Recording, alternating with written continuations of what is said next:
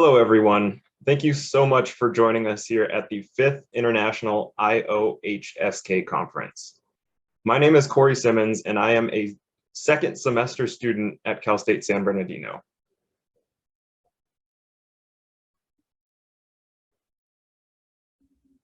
My name is Stephanie Vasquez, and this is currently my third year at Cal State San Bernardino. Hello, my name is Maureen Escobedo, and this is my fourth year at California State University, San Bernardino. Hello, my name is Timothy Fent, and this is going on to my last year at Cal State San Bernardino. We're here representing the kinesiology department at Cal State University San Bernardino.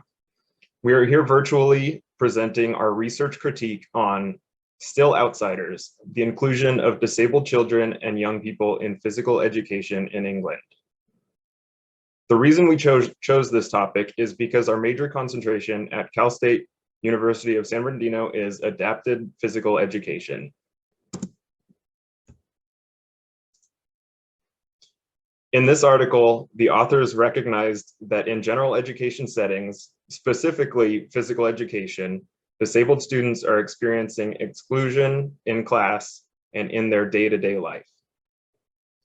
Ever since 1978, schools in England have been pushing to include disabled students in general education classrooms.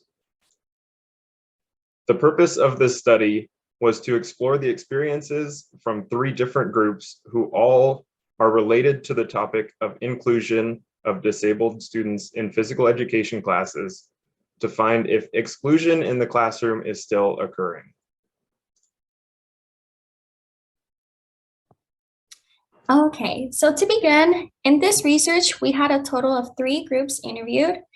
It was the general physical education teachers and the parents with their disabled children.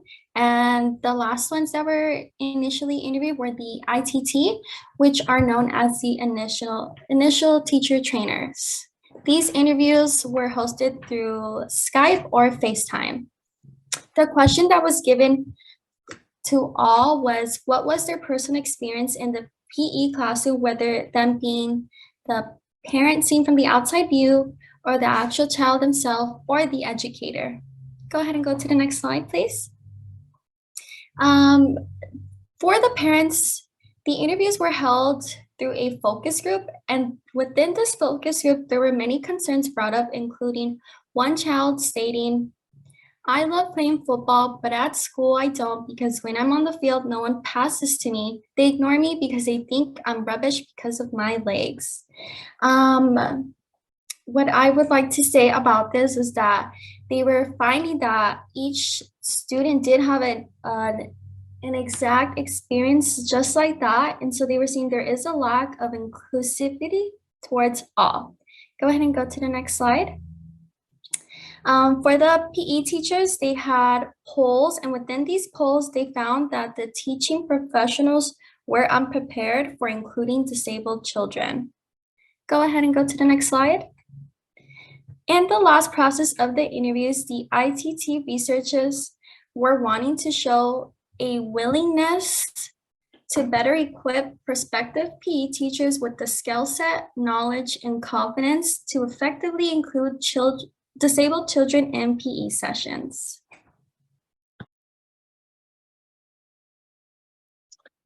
The general consensus was that disabled children and young people are still excluded from physical education.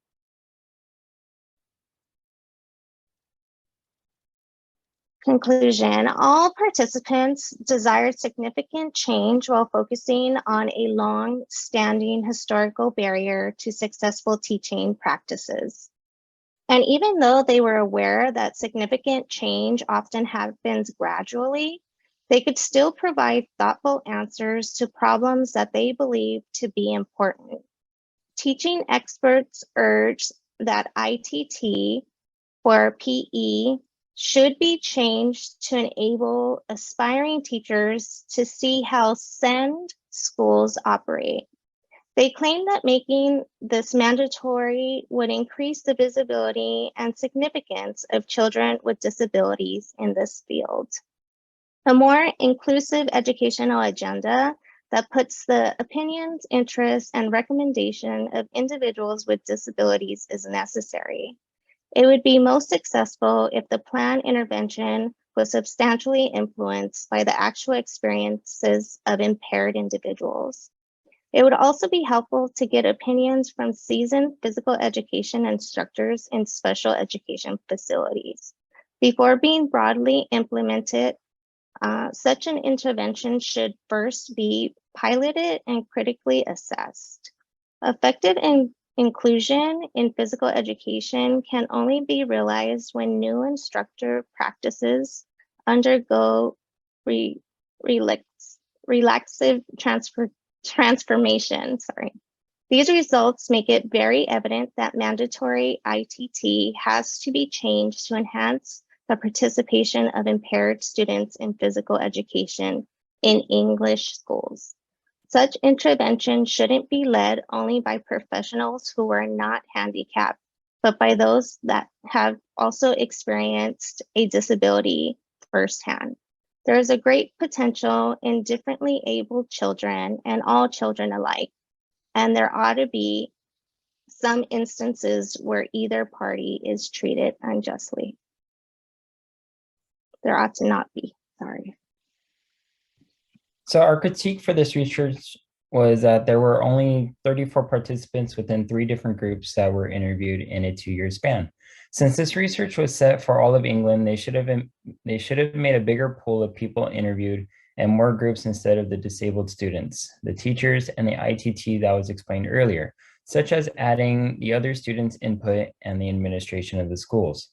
Now, looking up, I had found that there were about 300,000 students with a disability in England. As you can see, they used a very small number of people to summarize all of England. There could have been other schools that actually included students with disabilities. Lastly, their research was all opinion-based and showed no statistical data. All right, thank you to everyone who came and saw this presentation today. And if you have any questions, please feel free to ask us any questions in the comments and we will gladly get back to you on it. Thank you.